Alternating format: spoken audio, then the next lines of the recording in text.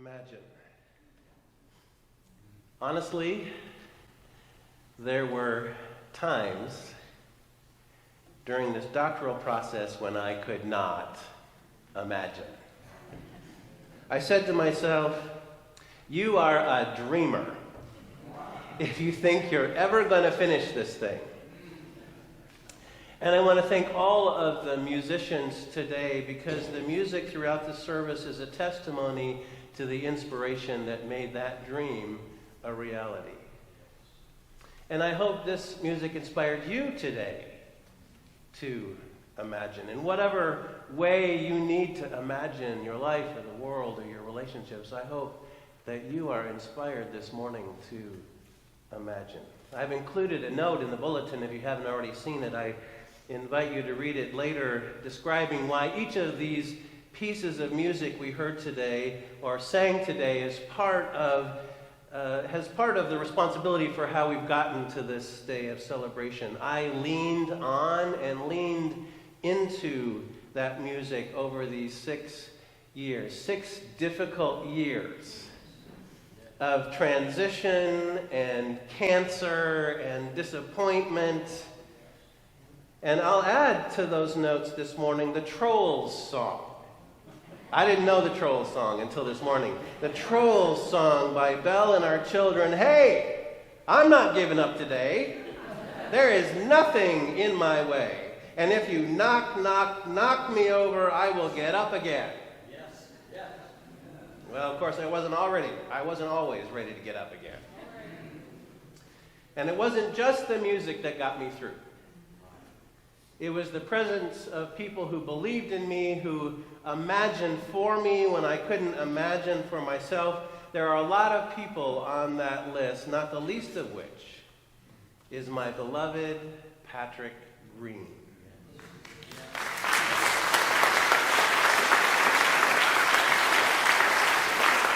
He had to put up with a lot. Whining. W-H-I-N-I-N. Whining and self-doubt. I am so good at that. And giving up. See, when our value statement, the ones, remember those 6 things that we have agreed is really important in our life together. When our value statement says we will be present to one another, I'm here to tell you about the power of presence. About the power of showing up. Yes. Now, I will understand if you lost track that I was graduating at 2 p.m. on Saturday, May 19th, because there was another event earlier in the day that overshadowed everything else. Do you know what that was? I heard it up there. The royal wedding. So I want to know, how many of you saw the royal wedding? Okay, put your hands down. How many of you got up at 3 o'clock in the morning to watch it live? Oh, Dr. Hunter. Amen to you, Dr. Hunter. I did not. But I did read, and if you haven't, I encourage you to. I did read Bishop Curry's sermon at the wedding. And one of the things that he said, were you listening? One of the things he said was, now the power of love is demonstrated by the fact that we're all here. 2 young people fell in love, and we all showed up. Yes. And see, that got me thinking. Imagine if the royal family had chosen not to show up. Right? Imagine the powerful signal that would send. I mean, after all, here is Prince Harry marrying a commoner, an American, for God's sake, and the daughter of a beautiful African-American mother. Imagine the negative power in just not being present. So Bishop Curry is exactly right to point out, here we all are. We all showed up. And the monarchy, friends, the monarchy will never be the same again. And that leads me to the one thing I want to say this morning. Never underestimate the power of showing up. And just to make sure that you're here with me this morning, I wanted to ask you if you'd say it with me.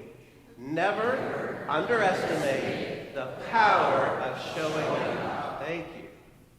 See, that was the story about Samuel this morning, read to us by Spencer. It's a story about a young person learning to show up. Do you want the next generation to show up? They're already showing up, whether you want them to or not. But I hope that one of the things that we're teaching our children is how to show up. Amen? Amen.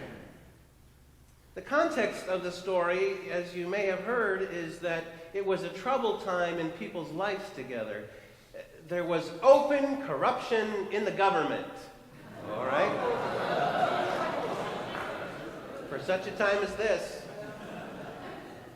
Eli was the leader of the nation, and his own children, not to put too fine a point on it, his own children were making a mockery of faith and of justice. Things were so bad that it didn't seem like God was speaking anymore. And there were no new visions. It's like no one could imagine a way forward. And then this young person heard a voice calling in the night. He doesn't exactly know whose voice it is. He gets confused. He is unfamiliar, the story says, with the voice of God. But he keeps showing up anyway.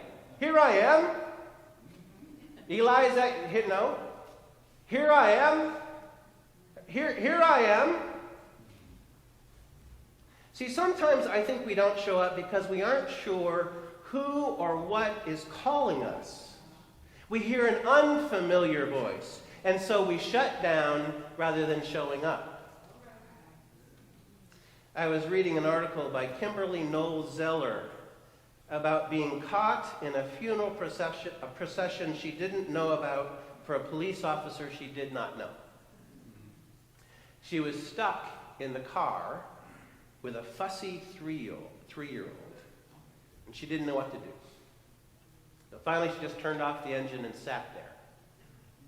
And what she saw was men and women who likely didn't know each other showing up to share each other's grief. And then she realized that unintentionally, she had showed up. It wasn't our intention to be at a standstill surrounded by the procession, she writes, but that's where we found ourselves. And as we waited and watched, I couldn't help but think of the power found in being present to one another, being present in community, even a community we may not know. Underneath all the labeling and naming are people. People with lives and loves and jobs to do, people with hopes and dreams, people with families, people who look out for the neighbor. As the procession passed, she says, I prayed. Prayers that our lives do make a difference. That we remember the power in showing up over and over again. Sometimes, like Samuel, we don't know who or what is calling us. We hear a voice that is unfamiliar to us and find ourselves in situations we did not intend. And Eli's advice to Samuel is to show up anyway because what? Never underestimate the power of showing up. Sometimes I've noticed that I don't show up because I don't think I will know what to do when I get there. Do you know what I mean? Sometimes hospital visits are hard for me because I'm not sure I'll know what to do or to say. Sometimes I get invited to interfaith events or protest marches, and it feels awkward to me because I'm afraid I won't know what to do. So I'm reluctant to show up. I'm wearing this robe today, you heard about. I'm wearing it not to show off my accomplishment, but as a testimony to those who taught me to show up. I've told the story a number of times, but I'll say one more time, that this robe was given to me, as you heard, by Marilyn Pulliam after the death of her husband, Walt. This is Walt's pulpit robe. And this is a big deal to me because Walt and Marilyn are a huge presence in my life. They help me imagine what it looks like to show up for the work of love and justice. So having this robe is a treasure, and it's also a testimony of the responsibility that goes with it. Yes. But when Marilyn gave it to me, there was one problem. Marilyn, I said, I cannot wear this robe until I've earned those stripes. And Marilyn, in her usual quiet and demure way, said, I better not be dead before I see you.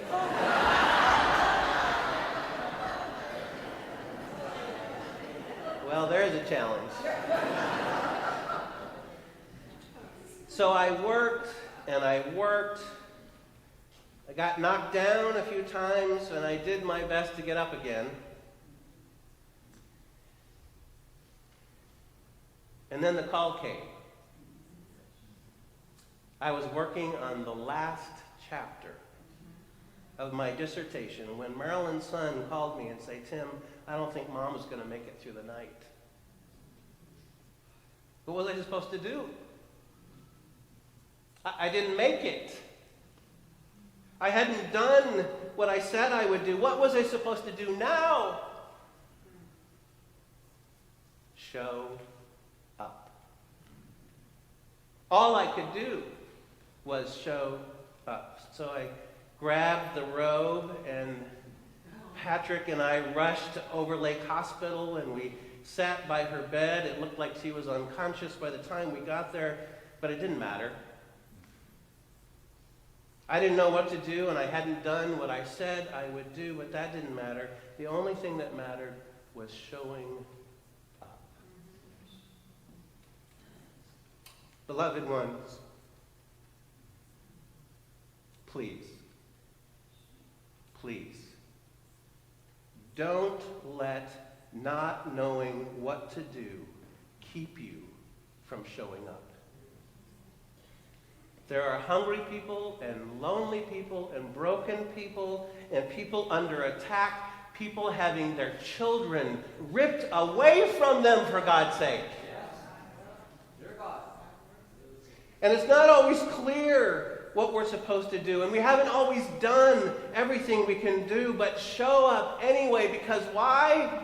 Never, say it with me, never underestimate the power of showing up. You may not know what to do. Show up.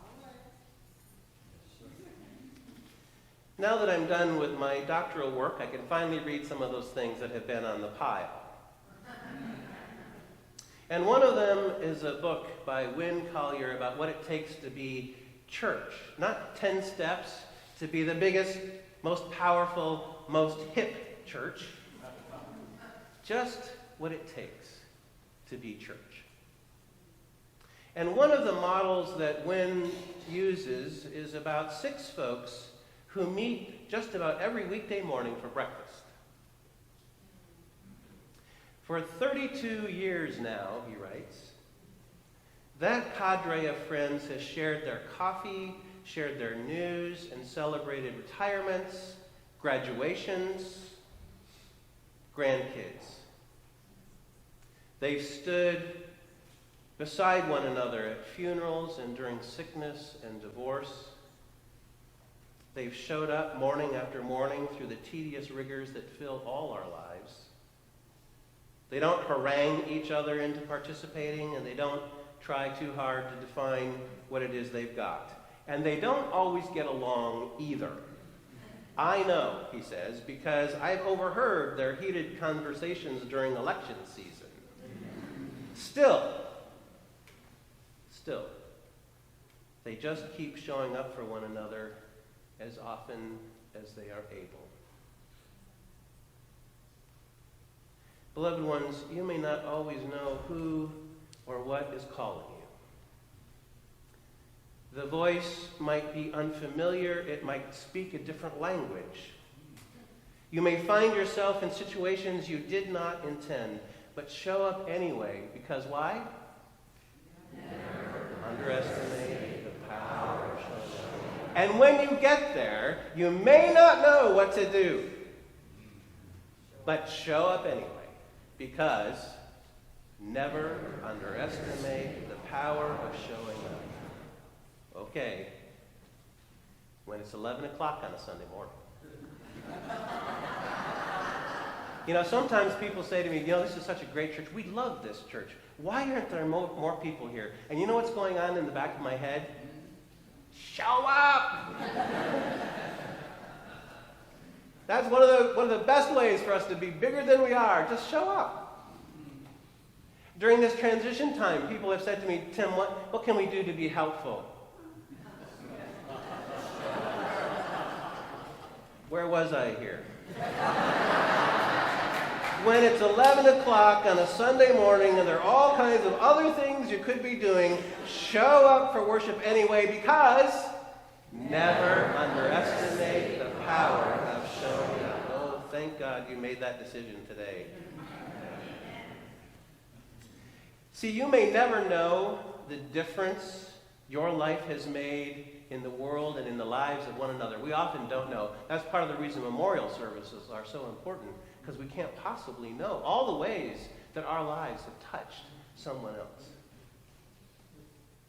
Because if it's true that there is a power already at work within you that is able to accomplish far more than any of you can ask or imagine, show up anyway. And if you, like Samuel, hear that voice calling in the night, for God's sake, for your sake, for the world's sake, do not harden your hearts. Just show up. Amen.